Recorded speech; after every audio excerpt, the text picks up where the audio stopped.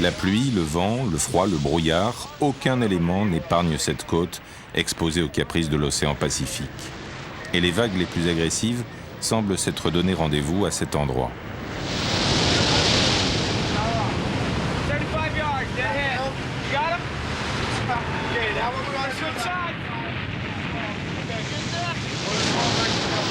Venue du large, elle déferle devant l'embouchure du fleuve Columbia et crée des conditions de navigation très difficiles. On nous appelle les gardiens de cimetière, car depuis longtemps, l'embouchure de la Columbia River est devenue le cimetière du Pacifique. Plus de 2000 bateaux ont déjà fait naufrage à cause des déferlants de la barre.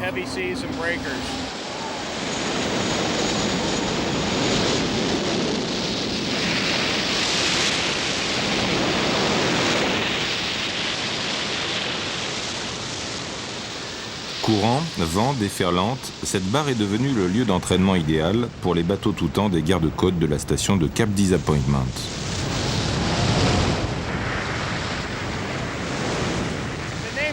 Le nom du cap de la Déception vient du capitaine George Vancouver, qui pensait qu'il existait un passage nord-ouest.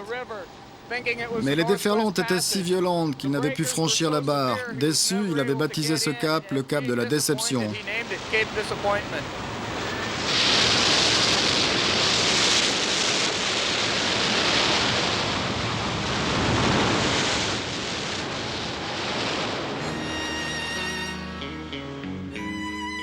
Face à l'océan Pacifique, à quelques 200 km de la frontière du Canada, la Columbia River fait frontière avec les deux États du nord-ouest américain, les États de Washington et de l'Oregon.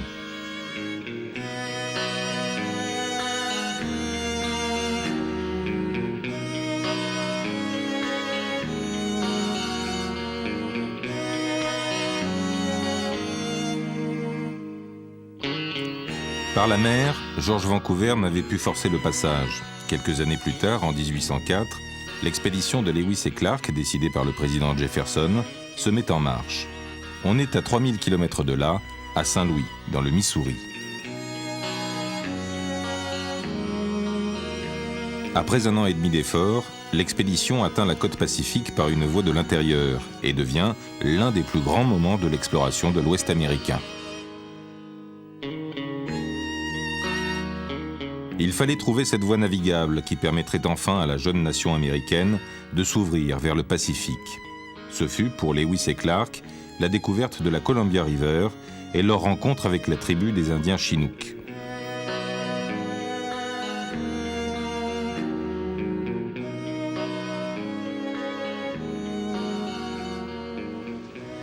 À l'embouchure du fleuve Columbia, sur la côte ouest des États-Unis, s'opposent et s'affrontent deux forces gigantesques.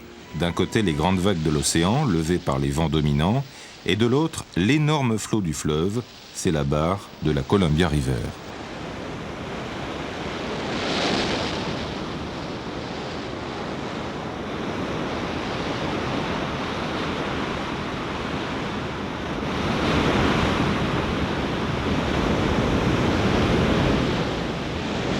Portland, le port principal, est à plus de 80 km à l'intérieur du fleuve. Mais ce sont les pilotes de la station d'Astoria qui décident de l'ouverture ou de la fermeture de la barre pour tout le trafic maritime.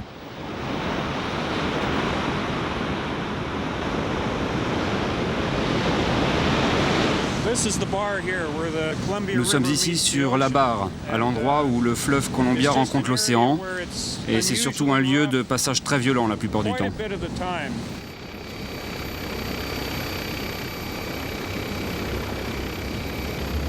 Gardes-côtes, pilotes et pêcheurs de crabes qui vivent ici sont confrontés plusieurs fois par jour à ce mouvement fracassé à l'entrée du fleuve.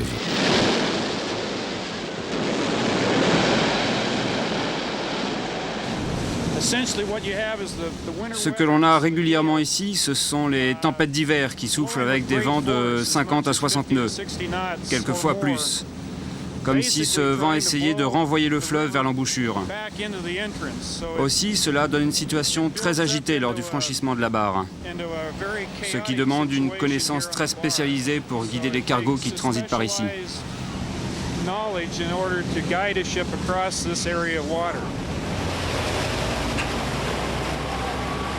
L'association des pilotes d'Astoria regroupe 22 professionnels qui, 24 heures sur 24, tout au long de l'année, bataillent contre l'océan pour permettre l'accès ou la sortie du fleuve.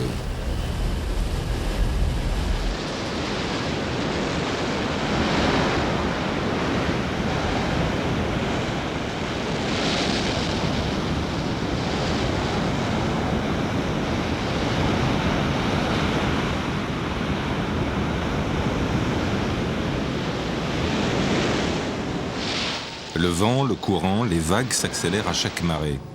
Tous les professionnels de la mer connaissent alors ce moment difficile où sur quelques kilomètres, il faut affronter ce lieu redouté.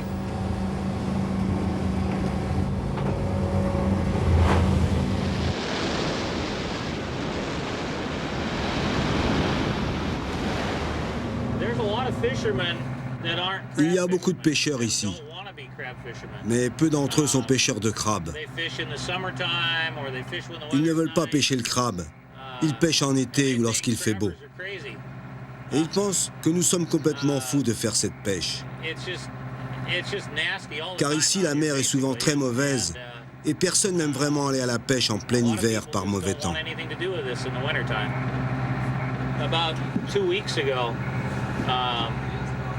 Il y a 2 semaines encore, un bateau qui sortait avec ses casiers s'est fait prendre par les déferlantes de la barre et il a coulé. Cela arrive chaque année.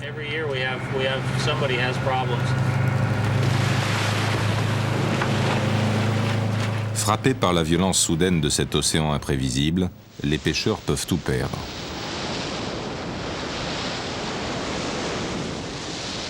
Pour Mike, c'était il y a quelques semaines.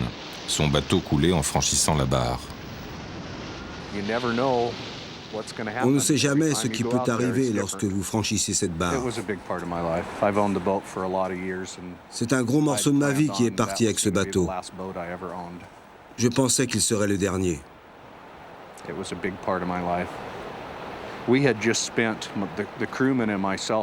L'équipage et moi-même avions travaillé 3 mois entiers d'arrache-pied pour le réparer. 12 heures par jour, 7 jours sur 7 pendant 3 mois. Nous avons été très affectés par ce qui nous est arrivé.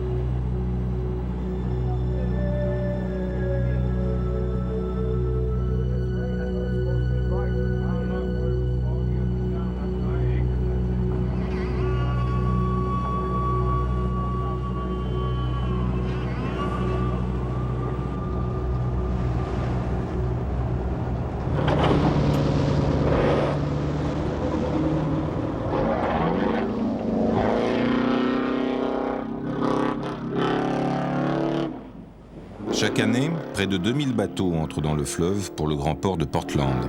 Pour les pilotes, c'est près de 4000 mouvements d'entrée et de sortie, et cela par tous les temps.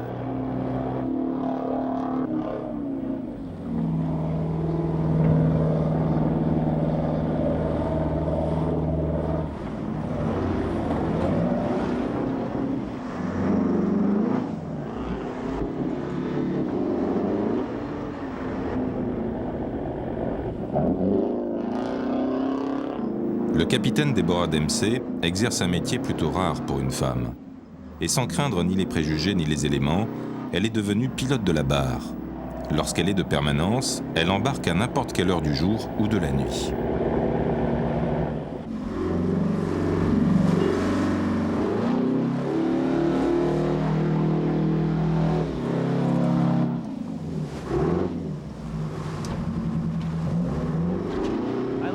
J'aime bien ce travail de pilote de la barre parce que je mets en pratique toute mon expérience acquise pendant les 20 ans de navigation dans la marine marchande. On est tout le temps en phase de manœuvre et lorsque vous êtes commandant au long cours, c'est le moment que vous préférez. Ici, le pilotage est vraiment quelque chose de très intense.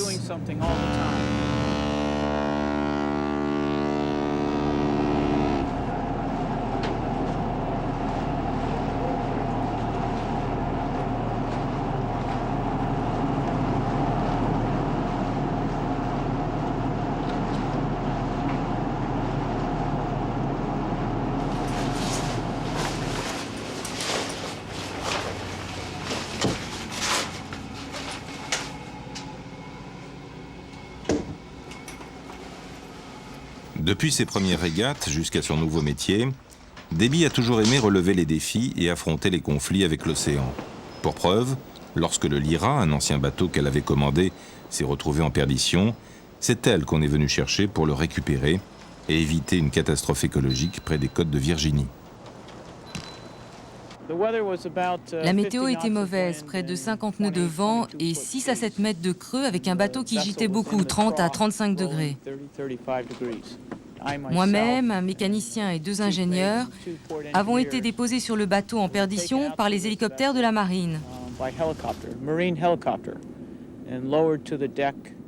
Notre mission était d'essayer de sauver ce bateau à la dérive avant qu'il ne se brise sur la côte et ne pollue toutes les plages. Quand il a rompu sa remorque, il était à 50 milles de la côte. Quand on a été élitreillé, il n'était plus qu'à 24 000. Quand on a réussi à mouiller l'ancre, il était seulement à 16 000 de la plage. Les conditions météo étaient telles qu'il aurait fait naufrage pendant la nuit.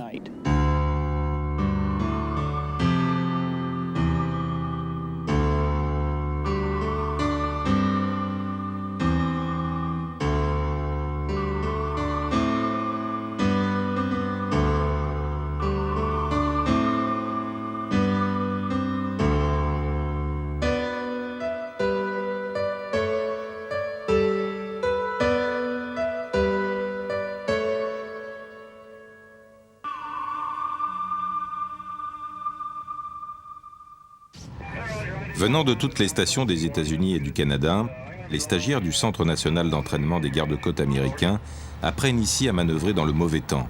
Kevin est instructeur depuis 3 ans.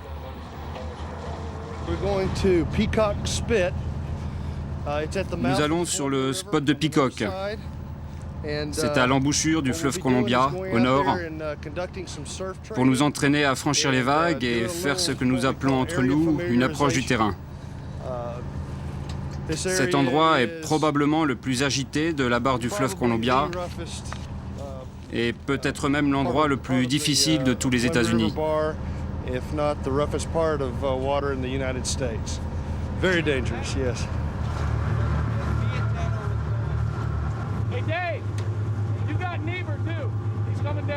Leur école est un terrain de vagues.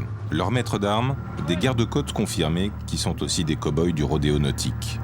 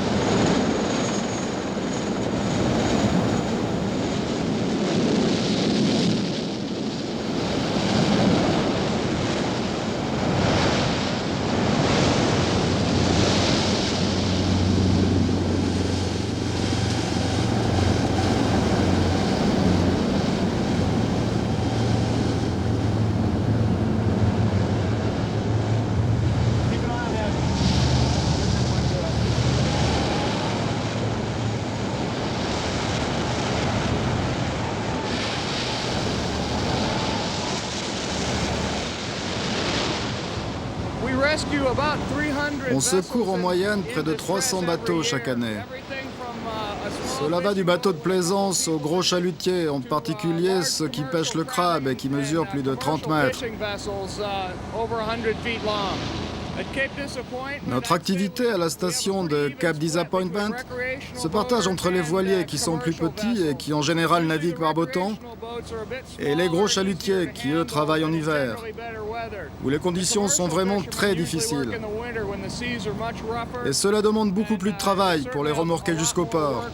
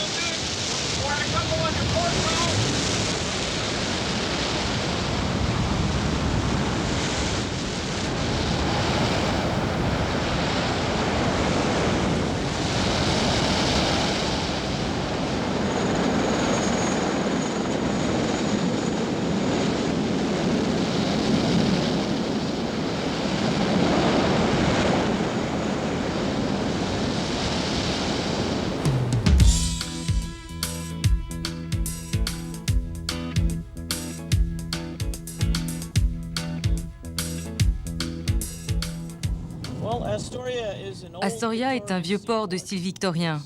Il y a à peu près 10 000 habitants. Ce n'est pas très grand. Et ce qui est bien, c'est que les gens qui habitent ici, pour la plupart, gagnent leur vie avec la mer. Et ce que j'aime avant tout, c'est travailler sur la mer. Alors pour moi, cela a été tout naturel de venir m'installer ici. Après avoir été commandant au long cours, je suis devenu pilote de la barre à Astoria.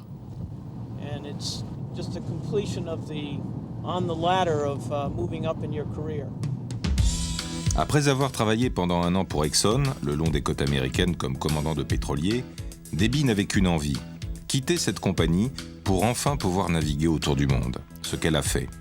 Il y a 3 ans, sa route s'est arrêtée à Astoria pour devenir pilote de la barre, ce qu'elle est. 2 mots reviennent souvent dans la bouche du capitaine Deborah Dempsey, challenge et fun.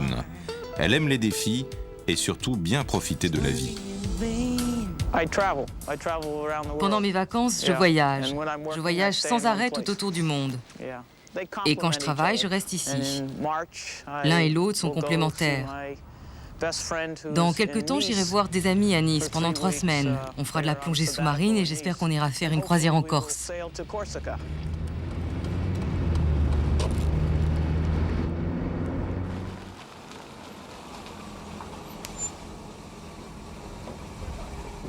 Comme tous les autres pilotes, le capitaine Dempsey est concerné par le bon fonctionnement du trafic. Et aujourd'hui, à son tour, elle doit effectuer des essais d'élitreuillage. J'ai un peu d'appréhension car j'ai davantage l'habitude de naviguer que de voler. Je me sens plus en sécurité à bord d'un bateau. Mais aujourd'hui, on doit tester les hélicoptères. Et puis, j'aime jouer. Je n'ai pas peur.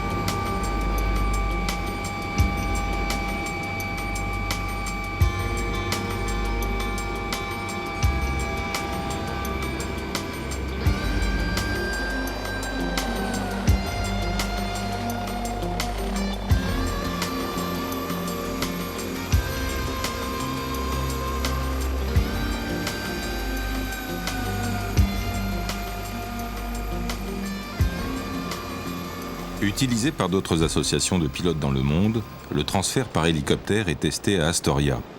Pour l'instant, le transbordement traditionnel par bateau a la préférence des pilotes.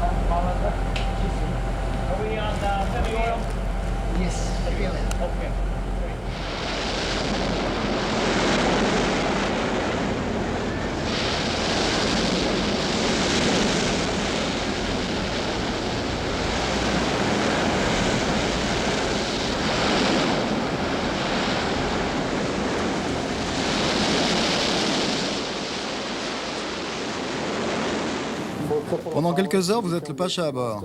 Pas vraiment. Le commandant est toujours responsable de son bateau.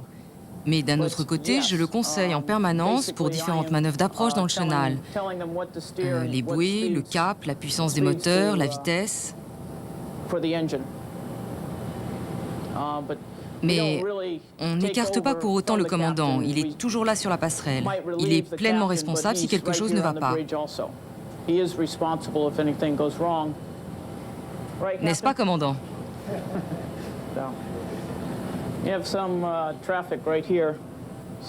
Vous avez des bateaux droit devant? Ah, ce sont les gardes-côtes. Il y a une école de garde-côtes ici. The Coast Guard School.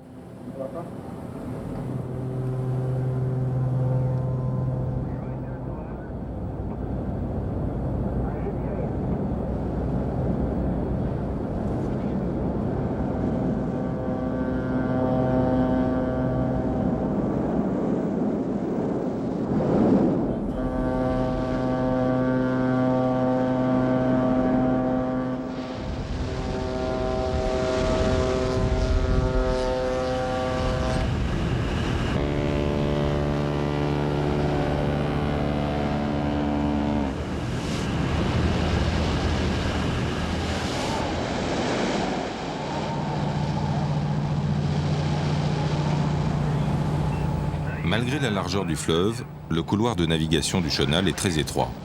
Avec le trafic dans les deux sens et les nombreux bateaux de pêche qui croisent dans les parages, la navigation est pour les pilotes un moment de réelle tension.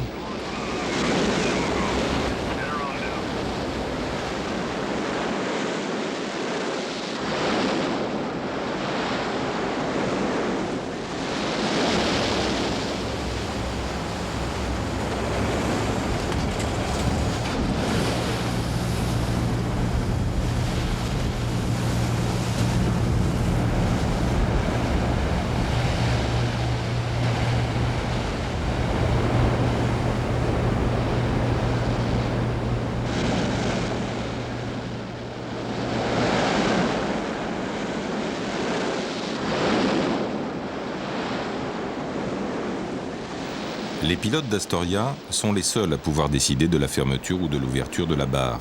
L'an dernier, elle a été fermée 4 fois seulement. Pour rejoindre les cargos au large, les pilotes utilisent un bateau tout-temps, le Peacock, qui permet de franchir la barre même pendant les tempêtes d'hiver. Construit il y a plus de 30 ans, il transporte à son bord un bateau plus petit, le Dotterboat, qui sera largué une fois la barre franchie. C'est un bateau unique. Il a été conçu spécialement pour le type de temps que nous rencontrons ici. Il nous rend de grands services. C'est un bateau très spécifique, totalement inconfortable. Ce n'est pas un bateau facile, mais il nous permet de travailler dans ces conditions de temps. Il serait, je pense, très difficile d'en trouver un semblable chez d'autres pilotes dans le monde.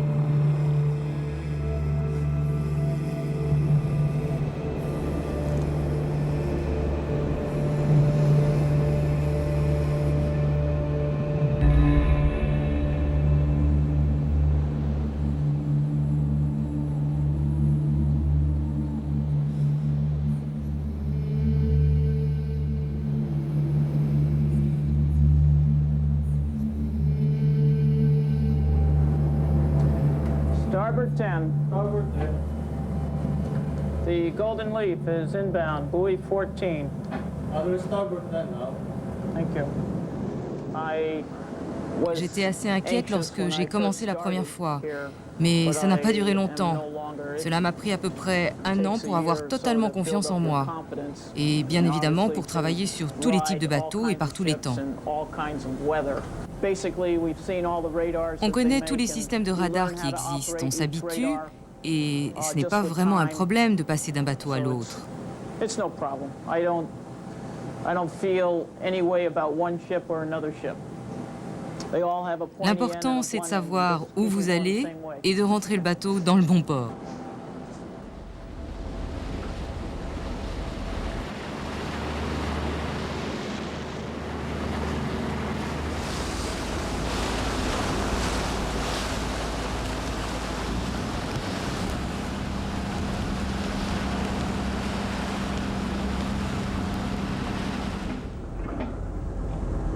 One just inbound at 1520. One's going to be inbound at 1520, you say? Roger, roger. Okay, thanks on that. 131. 131. Half ahead. Slow ahead. Slow ahead.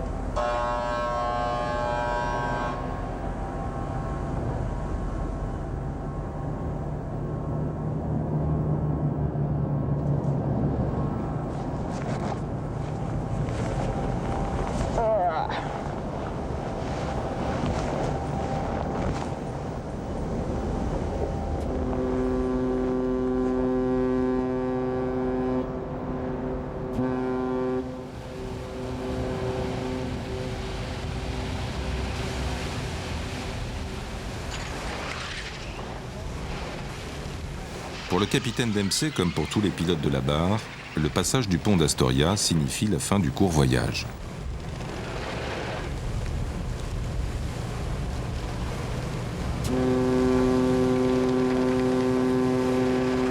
C'est au rythme des 21 jours de permanence auxquels succèdent 21 jours de repos que s'organise la vie de pilote. Mais pour la vie de famille, c'est pas facile. For family life, no. Pour la vie de famille, ce n'est pas facile, non. My husband, Je n'ai pas d'enfants. J'ai été mariée pendant 18 ans et mon mari, qui est mort récemment, faisait le même métier que moi. and he worked for Likes for 34 years. Quand je l'ai rencontré, il travaillait dans la société qui m'avait recruté. Il était pacha et j'ai été nommé commandant en second de son bateau. Alors il a appelé les responsables de la société pour leur dire « Pourquoi vous m'avez foutu une femme sur mon bateau ?» On lui a répondu « Faites un voyage avec elle, on pense que vous l'aimerez. » Alors on est parti pour l'Afrique et 4 mois plus tard, il appelait la société pour leur dire « Vous aviez raison, j'aime tellement cette femme que je vais me marier avec elle. »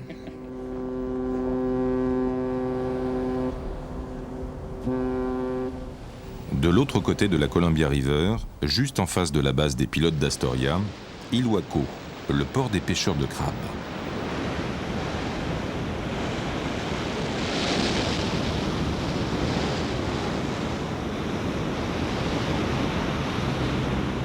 Cette fameuse barre où s'entraînent les gardes-côtes est le lieu le plus redouté des pêcheurs.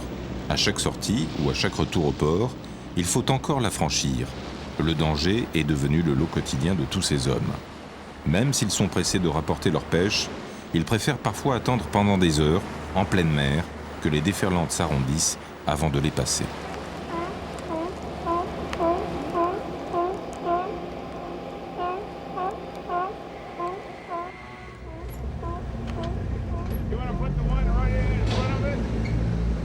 L'hiver à Ilwaco, il n'y a qu'une seule activité économique, la pêche au crabe. Coincé au fond d'une baie, le port contraste avec la violence du large.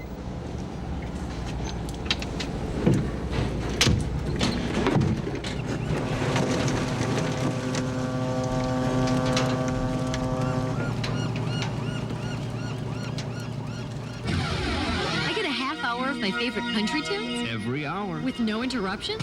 You've got it. Now lock it in. You're listening to Maximum Country KCYS. Seaside, Long Beach. Debbie Corbin habite Ilwaco, de l'autre côté du fleuve. La saison de la pêche au crabe est commencée, son mari est en mer.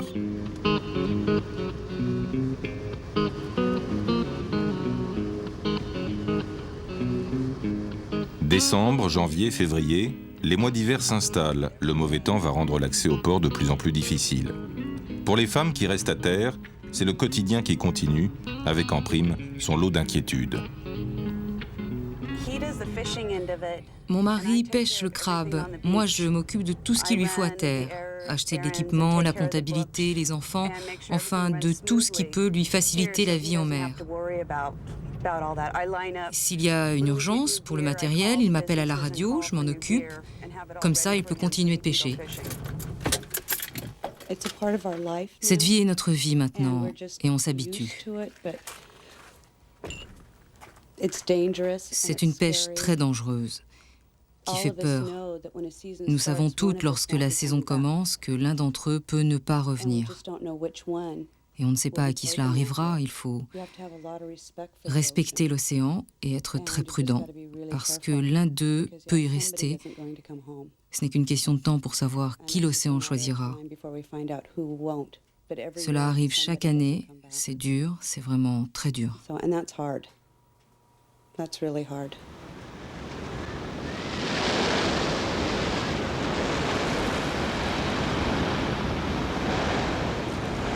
« 12 heures à terre en famille, et puis John doit repartir. Aujourd'hui encore, la mer sera difficile pour travailler. Les vagues, le froid, le vent. Une nouvelle fois, tout se mélange dans ce décor hanté par les tragédies maritimes.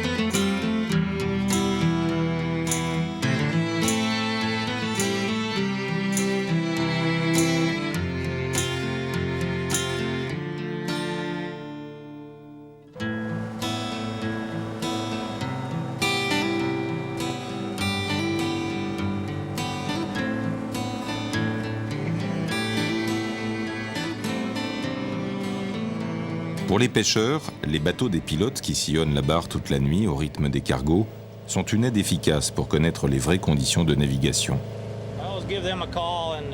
Je les appelle pour avoir la météo ainsi que le trafic des cargos. Ils sont là tout le temps et ils me renseignent sur la force du vent et l'état exact de la mer. Mais aussi s'il y a des bateaux qui arrivent et si je dois faire attention en sortant du chenal. Ils nous aident bien.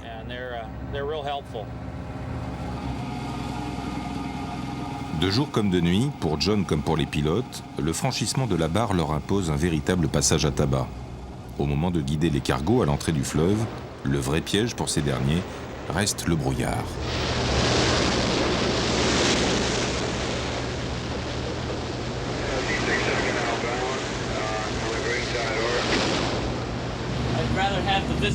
Lorsque vous travaillez sans visibilité, vous avez en permanence la tête dans le radar.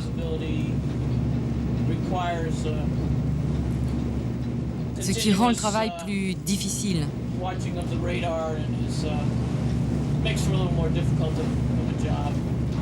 Les bateaux de pêche peuvent vous échapper, alors qu'avec une forte houle, on peut quand même les voir. Mais ça, c'est la surprise. On verra plus tard.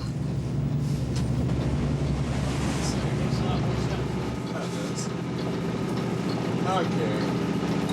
Yeah, I couldn't let you get away without a hug, so. Thank you. I'm the only pilot that he hugs. That's right.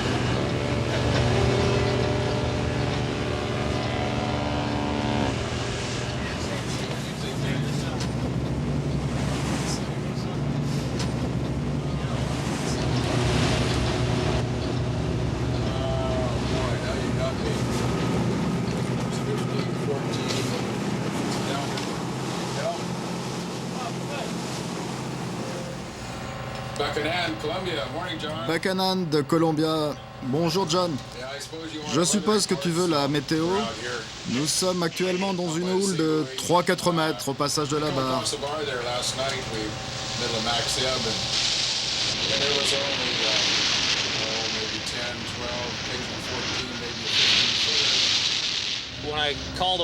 Quand j'appelle le service météo, il peut me dire « Vous avez une houle de 4 mètres et 20 nœuds de vent ». Mais quand j'appelle le bateau pilote, lui me dit réellement ce qu'il en est. Si la houle est vraiment forte ou si elle est seulement de 3 mètres, parfois plus grosse. Il nous renseigne d'heure en heure de l'état de la barre.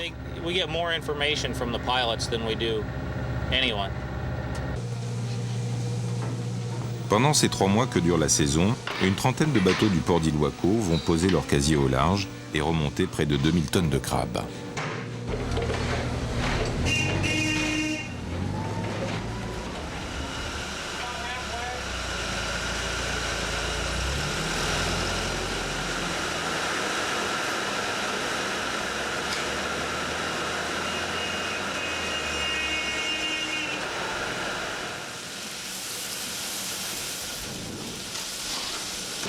L'été à Ilwaco, c'est le saumon, le thon ou l'esturgeon qui fournissent du travail. Mais pour les pêcheries, c'est la pêche au crabe en hiver qui reste la plus importante. Pour les hommes, c'est surtout la plus dangereuse. Oh non, je ne veux pas aller sur leur bateau. C'est trop froid et trop dur en mer pour moi à cette époque de l'année. Je préfère être ici.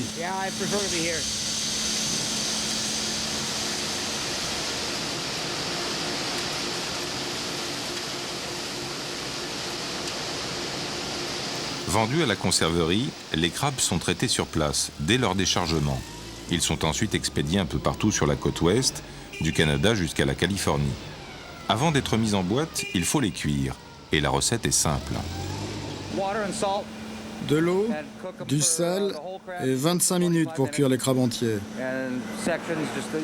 Pour les plus petits, ils sont décortiqués, mis en morceaux et cuits seulement 12 minutes avant d'être mis en boîte. Les autres, les grosses, sont vendus entiers.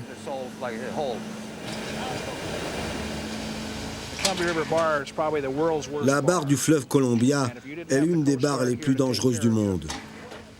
Et heureusement qu'on a les gardes-côtes pour s'occuper de nous en cas de pépin. Quand vous êtes pêcheur de crabes aujourd'hui, il vous faut des bateaux de plus en plus gros, de plus en plus rapides. Il faut sortir par n'importe quel temps, même avec 30 ou 40 nœuds de vent. Sinon, vous n'avez rien à faire dans ce métier, car la saison du crabe est très courte. On est obligé de sortir par tous les temps. Et c'est pour cela que les gardes-côtes sont ici. L'autre jour, par exemple, leur hélicoptère a évacué un marin qui s'était fait arracher tous les doigts dans un treuil. J'ai entendu à la radio le pilote leur dire de mettre les doigts dans la glace pour essayer à l'hôpital de sauver la main. C'est vraiment pas un boulot facile. Et sans les gardes-côtes, on serait très très mal pour faire ce travail.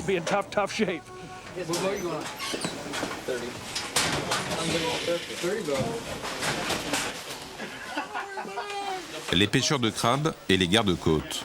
Entre eux, la règle du jeu est simple. Certains vont risquer leur vie pour mieux la gagner, et d'autres vont risquer leur vie pour sauver celle des autres.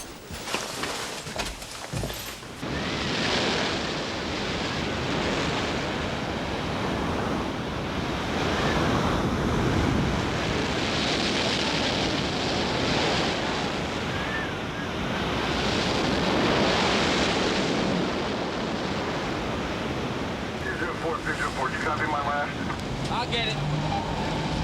Watch out, Wes. Keep watching the window.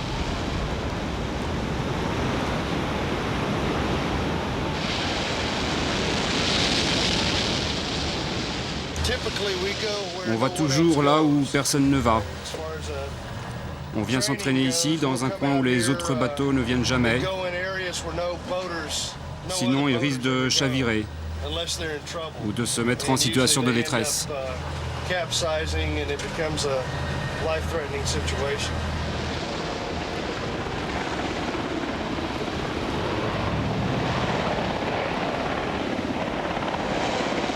Smash, take us over. Plant some spit.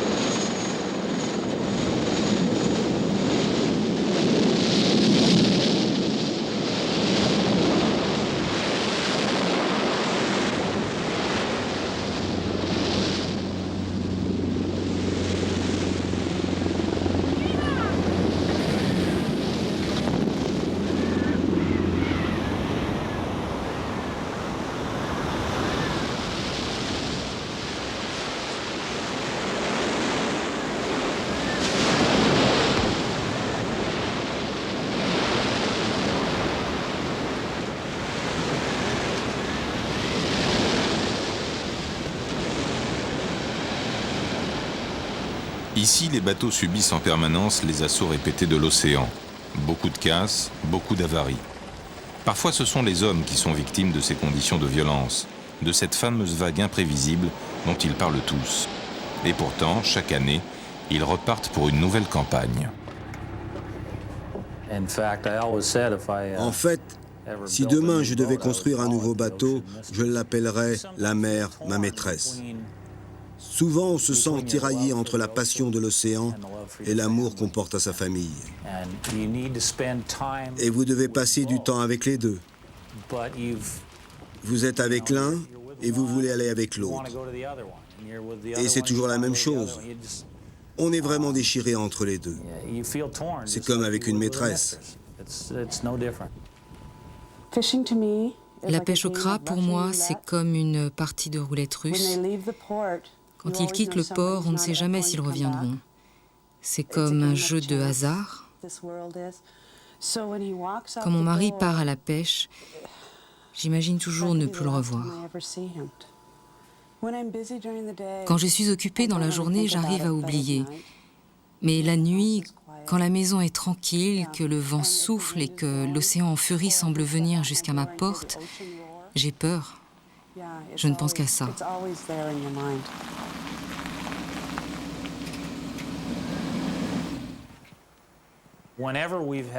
Si l'un d'entre nous a un problème, tous les autres bateaux en mer peuvent venir l'aider.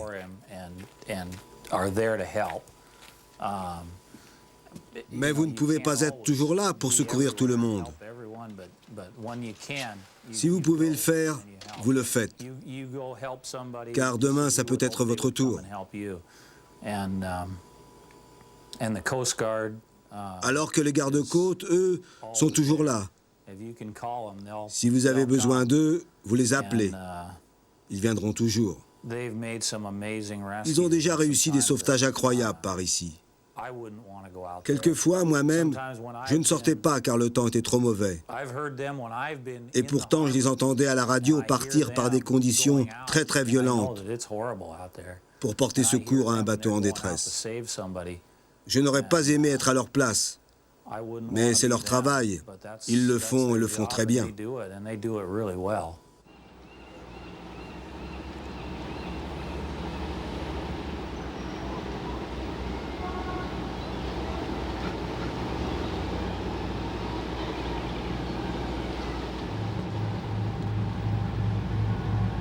Ce jour-là, la chance était avec eux. Il faisait beau sur la barre. Une panne de moteur par un jour comme celui-ci devient un simple remorquage sans conséquence.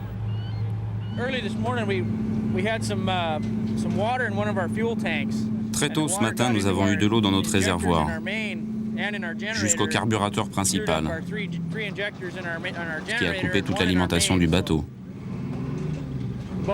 Je ne pense pas que ce soit trop grave. On va essayer de réparer aujourd'hui.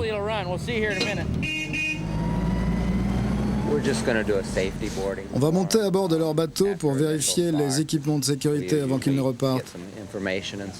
C'est à peu près tout. Vous savez, ici, la sécurité, c'est le plus important.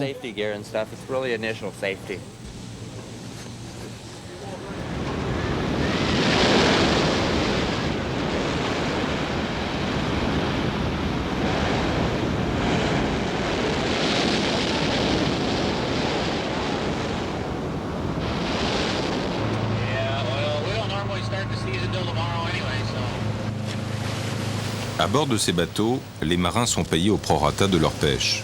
Tous en connaissent les risques et la difficulté. De retour à terre, ils pourront recevoir jusqu'à 6 000 francs pour chacune de leurs sorties en mer.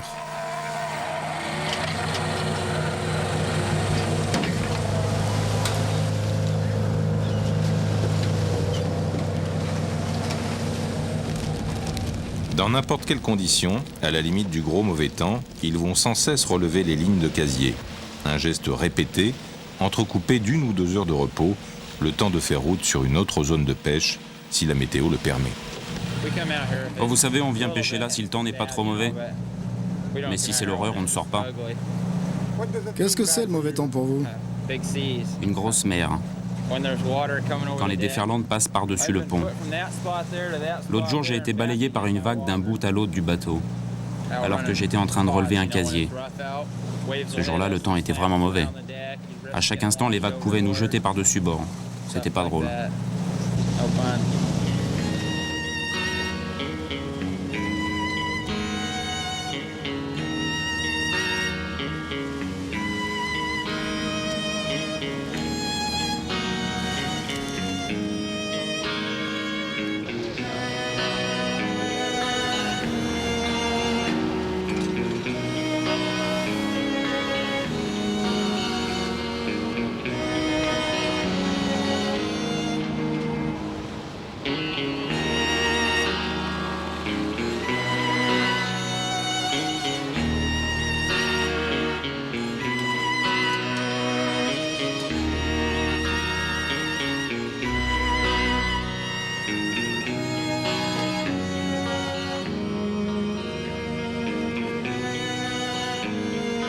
Scène presque ordinaire le long de cette côte nord-ouest des États-Unis. Tout est gris et blanc. Le bleu du Pacifique a disparu. Pendant 2 jours, 3 jours, les bateaux de pêche au crabe vont se faire chahuter par la forte houle qui vient du large, à la limite des déferlantes.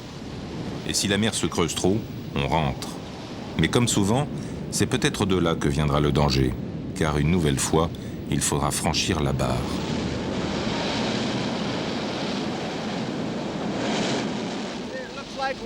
Le temps change.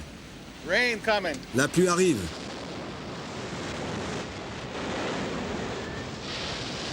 À cet endroit, le fond de l'océan est tapissé de carcasses de bateaux qui, peu à peu, rejettent sur le rivage des restes de leur vie engloutie. Lorsque les conditions météo sont trop dures, certains, comme Norman, préfèrent ne pas embarquer. Un jour, on finit par refuser le combat avec un océan trop meurtrier. J'aurais mieux fait de rester à la maison que de venir ici aujourd'hui. Je suis pêcheur, mais c'est trop dur pour moi aujourd'hui en mer.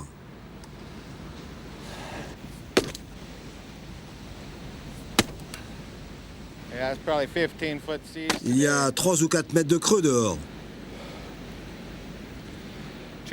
Trop dur pour moi, ça je le sais. J'ai l'habitude de travailler sur la plage arrière des bateaux, mais j'en ai marre. Je veux arrêter ce boulot. J'aime plus du tout. Ouais, c'est vraiment trop dur.